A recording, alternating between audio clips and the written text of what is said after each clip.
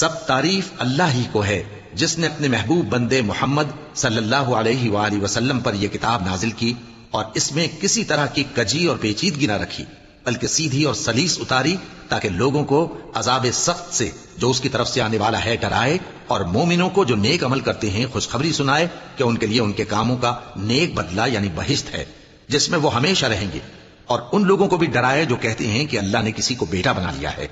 ان کو اس بات کا کچھ بھی علم نہیں اور نہ ان کے باپ دادا ہی کو تھا۔ یہ بڑی سخت بات ہے جو ان کے منہ سے نکلتی ہے، اور کچھ شک نہیں کہ یہ جو کچھ کہتے ہیں محض جھوٹ ہے۔ اے پیغمبر، اگر یہ اس کلام پر ایمان نہ لائیں تو شاید تم ان کے پیچھے رنج کر کر کے اپنے تئیں ہلاک کر دو گے۔